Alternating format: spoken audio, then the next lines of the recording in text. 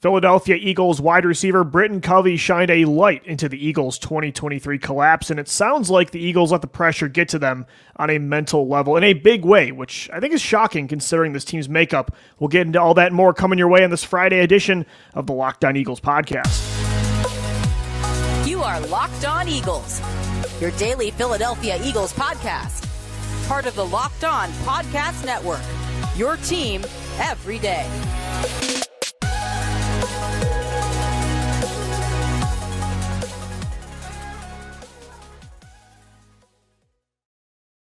Welcome in, Eagles fans. I'm Louis DiBiase, co-host of the Locked On Eagles podcast, analyst also over at Bleacher Report. He's Gino Camilleri, our resident scouting director, Eagles content also over at Bleacher Report, and my co-host. On today's edition of the Locked On Eagles podcast, we discuss Britton Covey's breakdown of what went wrong in 2023, our confidence in the Eagles getting back to this stage, the Super Bowl, next year, and wonder what if regarding Andy Reid's time in Philadelphia. We thank you so much for making Locked On Eagles your first listen each and every day. Today's episode is brought to you by Game Time. Download the Game Time app, create an account, and use our code LOCKEDON in all caps for $20 off your first purchase. So, Gino, if listeners don't know what I'm talking about when I mentioned Britton Covey, the Eagles wide receiver and an elite punt returner in 2023, he was on Radio Row down in Las Vegas this week and bluntly was asked what the hell happened in 2023. The Philadelphia Eagles are perennial Super Bowl contenders. They're 10-1, and then they lose 6 of their last 7 games. And this was the quote, and it kind of backs up what me and you have been saying for months now. And he said, quote, "There were some miscommunication issues from coaches to players. There was some pointing fingers from player to player, and there was letting outside voices impact our love for the game and the happiness that we had," which is blunt. Ooh. But honestly, man, I love the honesty. And that, again, is what we've been saying. Like, sure, there were injuries and a lot of bad personnel moves, bad coaching, but the main issue for that collapse was all mental, because a lot of those on-field issues were still issues when you were 10-1. And it just, the pressure got to them. And Covey was saying that bluntly the other day, which it was a really interesting interview.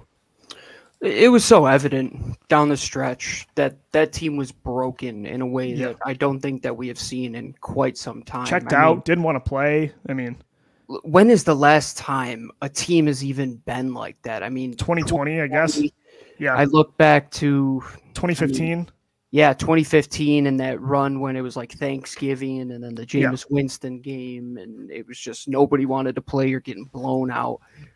But this was really bad, Lou, and from players that are really good football players, too. That's the difference between this year versus 2015 and 2020. Because 2015, those guys didn't want to be Eagles, and in 2020, it's like those guys weren't good enough to be Eagles.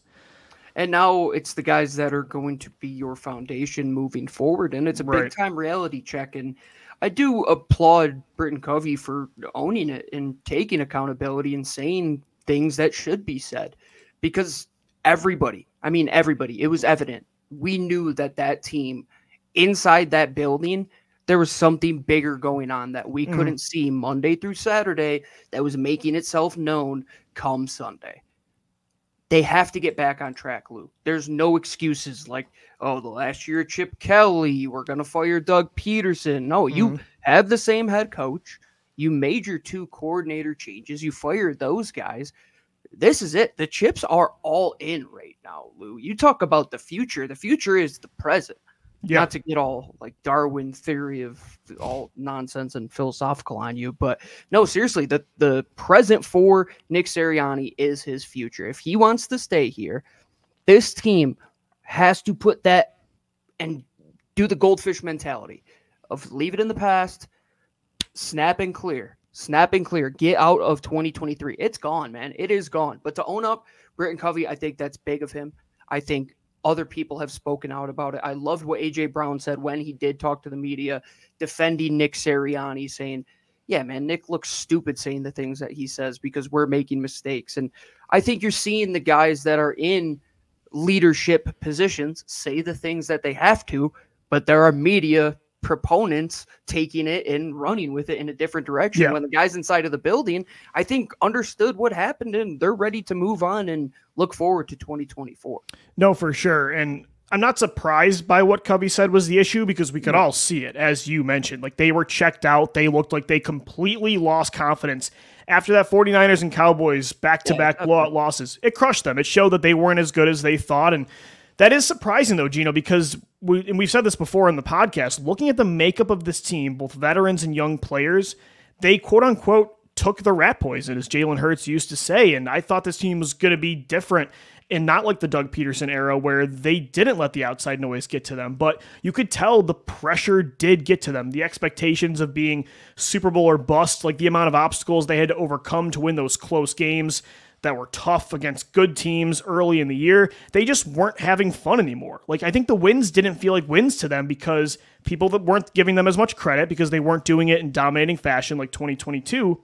And they also set such a high standard for themselves that when they weren't reaching that, I don't think they were having fun anymore. And that is exactly what happened.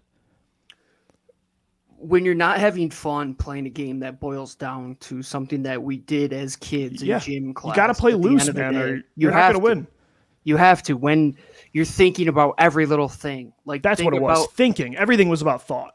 It felt like they were in a slump as a hitter in the Major League Baseball, and every time they got up to the plate, they're like, I just have to make contact. I just have to make contact. And you saw it. It's like everybody's just trying to go through the motions, and everything looked robotic and things that you have seen them do very fluidly and make that offense look fun. And they're fast and explosive, getting that ball downfield. Nothing felt like that. Pushing the ball downfield was not evident. Getting guys in space was just not working. You couldn't scheme guys open to save your life. And it wasn't just the players, Lou. I think the coaches were just lost to a degree. Right? They were all rattled. I mean, and that's probably why, you know, they had to keep it so vanilla because, like you said, everybody was just thinking back to basics. I just got to do this. I just got to find a way to catch the football. They didn't have the mental capacity to take on more and innovative ways to change the scheme and make things different. They weren't mentally there for that.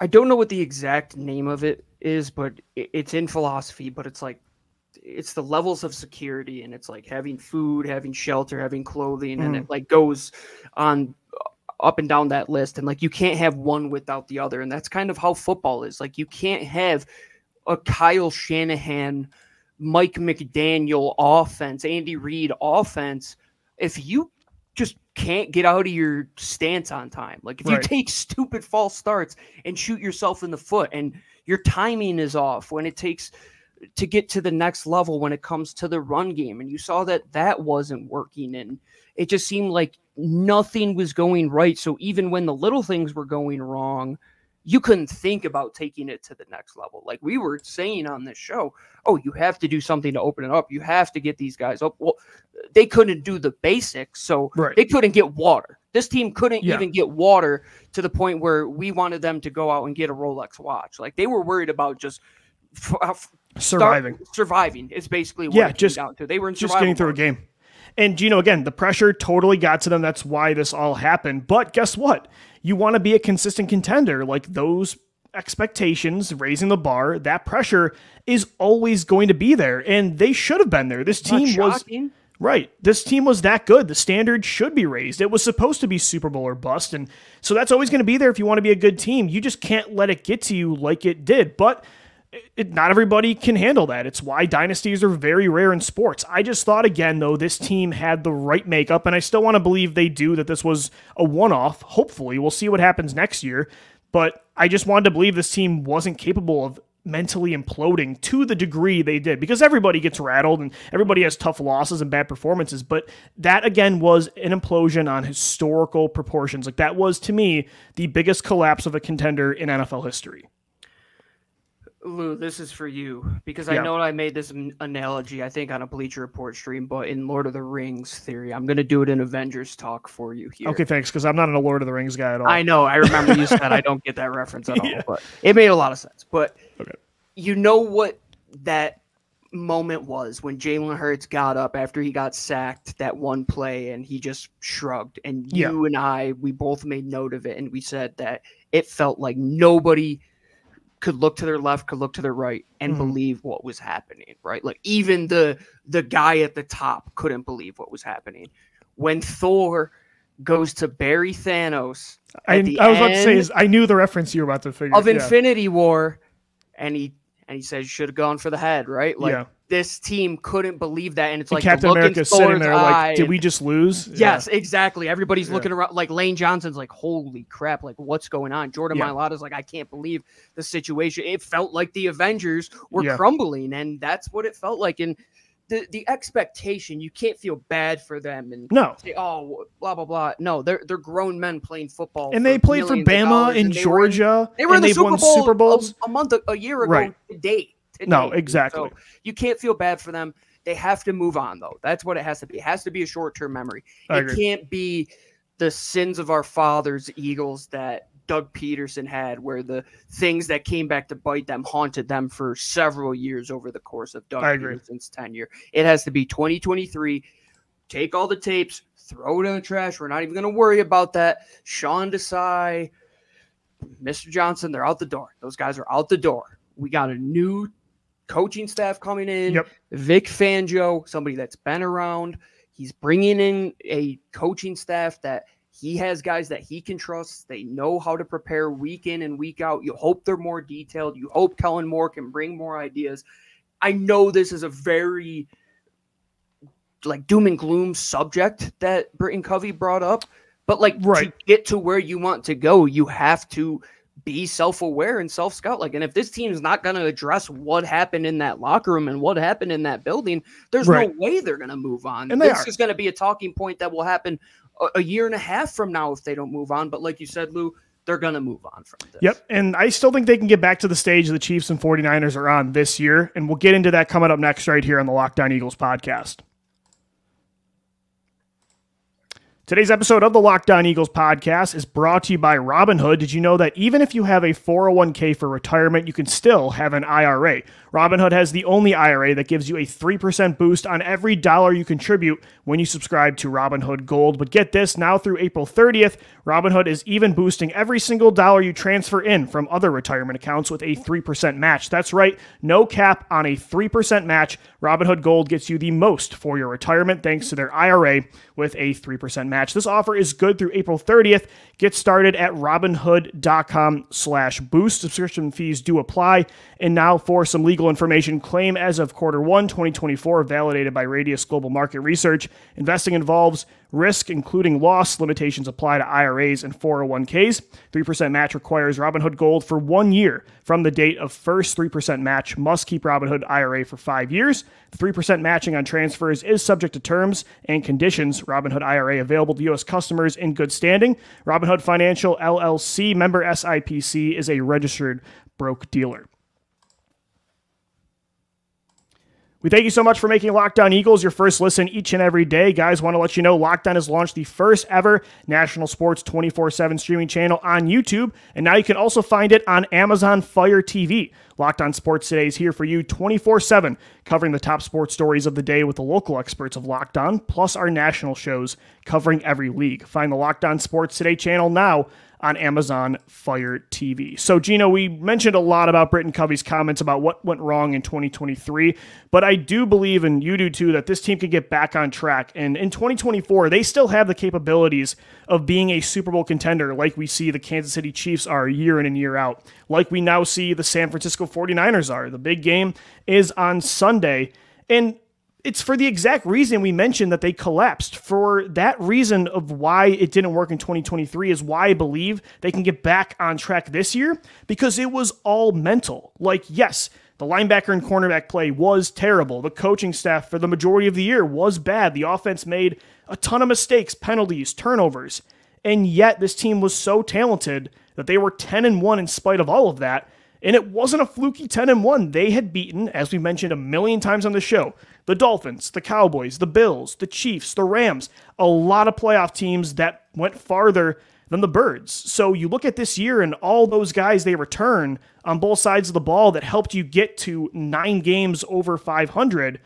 I still think they can be a Super Bowl contender next year. It doesn't feel like the end of post-2018 where it's like, okay, you can see the trajectory is going down and down. They're losing talent. The window's closing. I don't think the window is closing.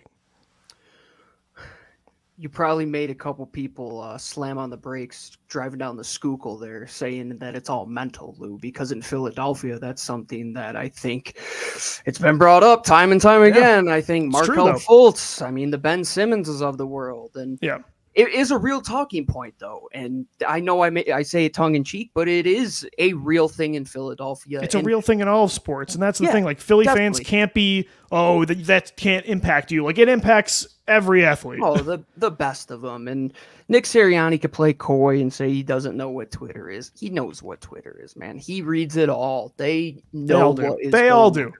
And Kenneth Gainwell's just the one that admits that he was doing it at halftime of a game. Yeah, he was the one who picked up his phone at the wrong time. Yeah.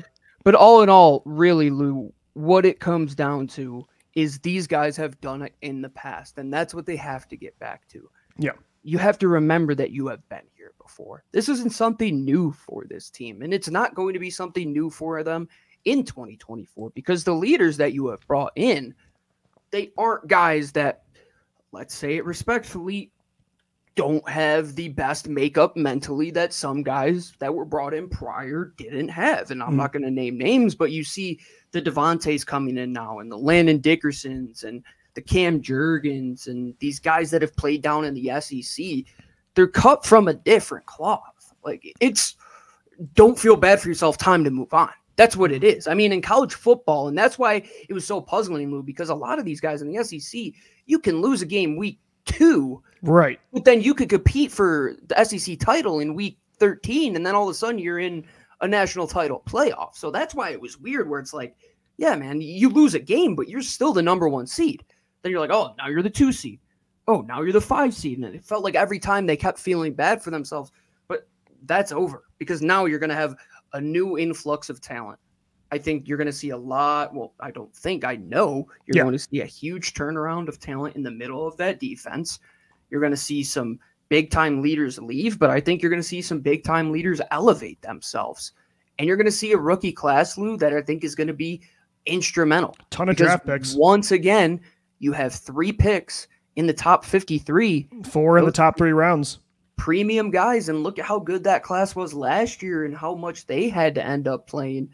You could see this youth movement turning this thing around quicker rather than later because it isn't 2020 where it was so old or even after the Super Bowl where everything was just so old and you had to get younger, but it was a long winding process. Yes, you did have the second oldest roster, but like we said a couple weeks ago, Jason Kelce, if he retires, that's going to go down. Fletcher Cox, Brandon Graham, those guys are going to be gone. James Bradbury more than likely is going to be gone. You have a young roster. Your core is young. It just takes Howie Roseman to hit in free agency, make the right moves, and just mentally where they are from a perspective of 2023 to 2024, I think they've already moved on. I think the talking points are outside of Philadelphia. There's a lot of guys that aren't going to be in that building next year that were a part of that run.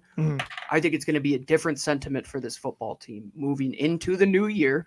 And very well, they should be looked at as contenders, Lou, because you even look around the division right now. I mean, it's chaos. Dan Quinn, who might have been one of the biggest chess pieces in the division, goes from Dallas to Washington. All of a sudden, things are all up in the air. Sure. And now everybody's back to square one. Like, this thing is a year-to-year league, Lou. And if we know it as well as anybody, Howie Roseman, year over year, as well as anybody, can get this thing turned around in a matter of months. One thing he does better than any GM is when he has to make moves, when he has more resources, more cap space, draft picks. He's not tightly wound to, you look at why things went the way they did in 2018 through 2020. Howie is not great at sustaining a roster that has a lot of huge contracts on the books, a lot of older players. Whereas now it's like, as you mentioned, he has a young core where it's unique.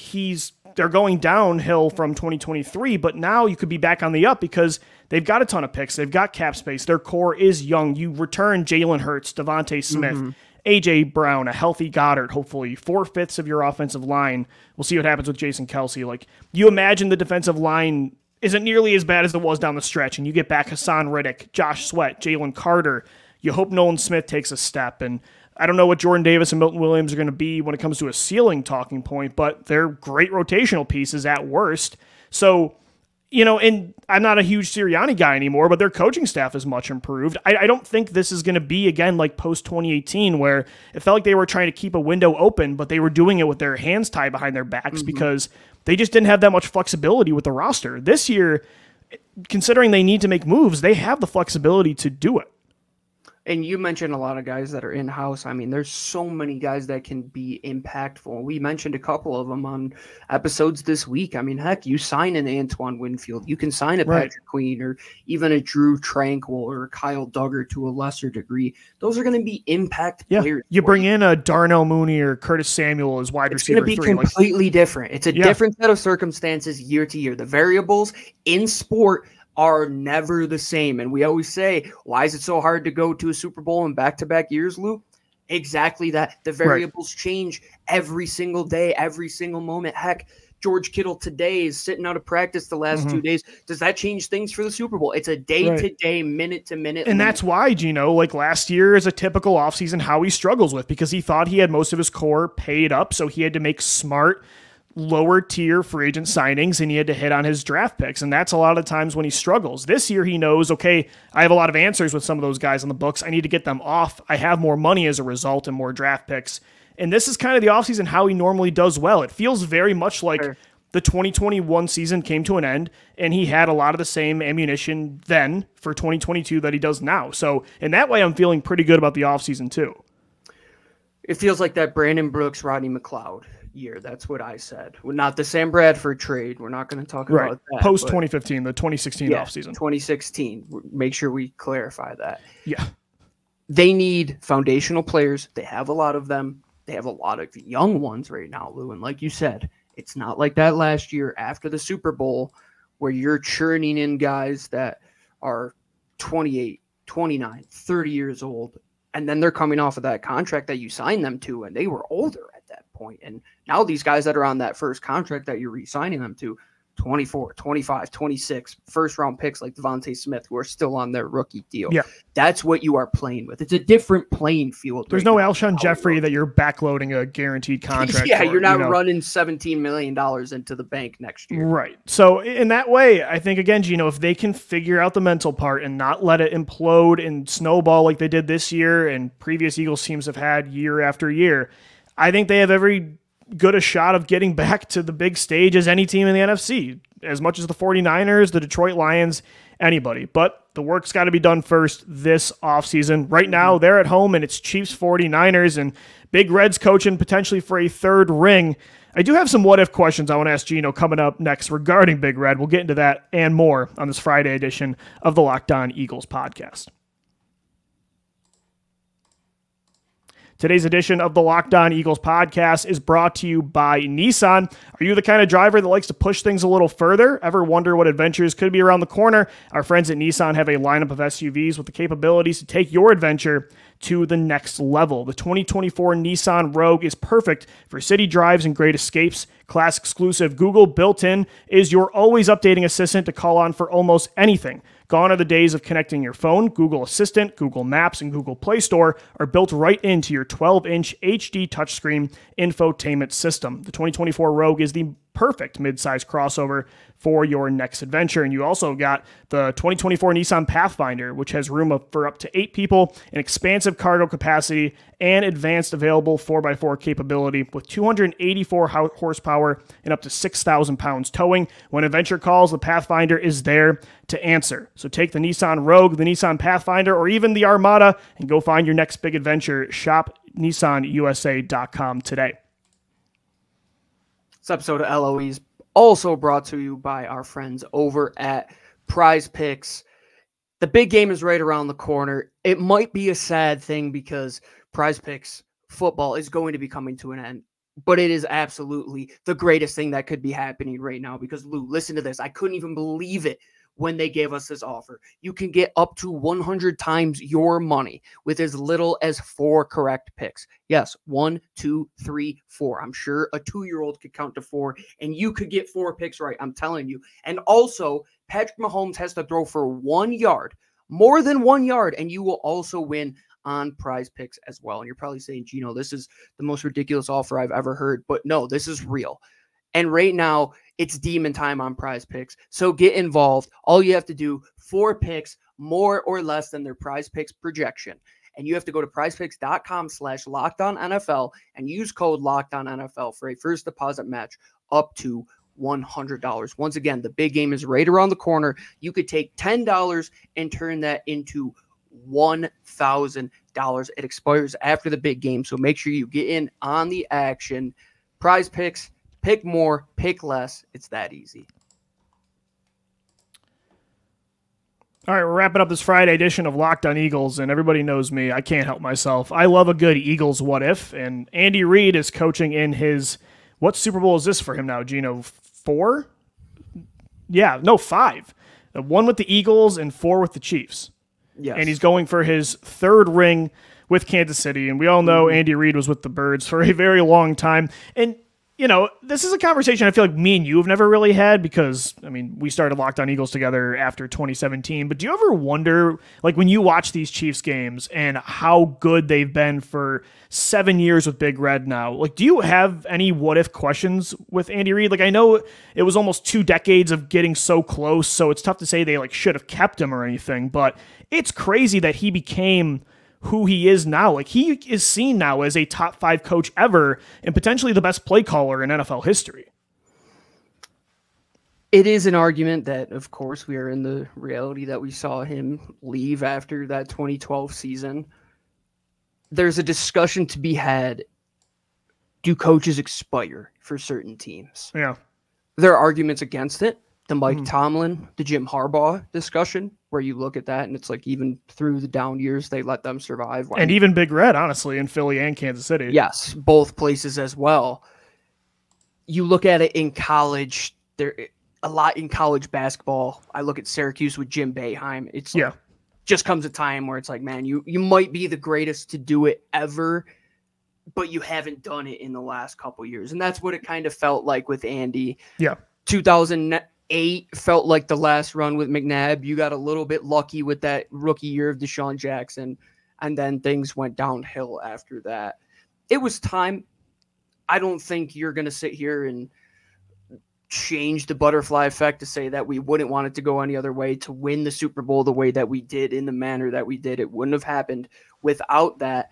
But at the same time, does Andy get you to 3 or 4 more Super Bowls in that stretch? It is a legitimate discussion to have, but at the same time, do you get a Patrick Mahomes who also lucks into being one of the greatest football players of all time? And that's the conversation that he traded up to the Buffalo Bills who didn't take it. There's so many things that you could go down that avenue, and that could be a different butterfly effect episode. Right. But and I agree, like, Gino, the issue with saying they should have kept him was that this guy was the head coach for a decade and a half, and they kept getting so close over and over again until after 2008, they didn't have a shot. They didn't win a playoff game in 2009, 2010.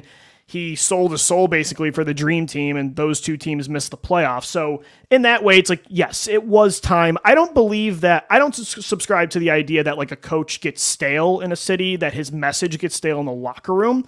But I do subscribe to the idea that eventually you got to get it done. You can't just settle for what Mike Tomlin does year in and year out because you're striving for Super Bowls. And in that way, I like that Philadelphia was gunning for more. But I will say, if he could have just got the quarterback right, clearly that's all it was, because the Kansas City Chiefs, even before they had Patrick Mahomes, he brings in Alex Smith, and they're a Super Bowl team year after year. Part of that's on him because he hitched his wagon to Kevin Kolb and Michael Vick, but like, what if they did give him a few years more to finally take some shots at first-round quarterbacks, which is what worked with McNabb? Does he get 4 more years to get a crack at Mahomes? I don't know, but maybe he keeps Carson Wentz on track. Maybe he does sign Alex Smith, and he does buy enough time to get to Mahomes. I don't know. It would have never happened, but it's very fascinating to think about because literally the Eagles head coach that was there for a decade and a half is now forming the second best dynasty we've seen in 30 years. The discussion, and we'll have to have this, should come down to if he won it in 2004, would you have fired him? Because then you could have made the argument that he's been there before. And he's done it before. Yeah, no, I agree. That's the problem, too, is it almost hurt him that he went to the conference title 5 times and only got over the hump once and then lost in the Super Bowl. No, I totally agree. Yeah, that was, I think, to go back to Jim Boeheim, the reason he was there so long was because he won it with Carmelo Anthony in 2003. In fairness to Andy Reid, though, his quarterback was a choker, too. I mean, he picked the quarterback, though. So came from Syracuse, all the references. Yeah.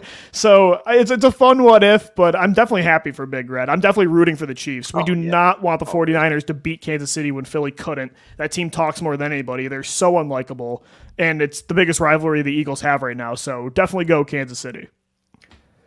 Andy Reid is always a winner in my household. He made me fall in love with football, and I think we're always learning and having fun when we watch the Kansas City Chiefs. I think there are a lot of people in Philadelphia rooting for them. There's a lot of ties to Philly and Kansas City. If you're salty about losing to your former coach in the Super Bowl, like, get over it. That's storytelling, folks. Like, that's how it goes. There's reasons to hate San Francisco. I have no ill will towards Kansas City. No, I think we're going with them. It should be a good game. It's going to be a great game. Be intrigued to see how it goes. I think a lot of Although, Gino, I don't know. The only 2 good Super Bowls we've seen in the last 10 years were the Eagles ones. So the country needs us, because when it's not Philly, the Super Bowls have kind of sucked.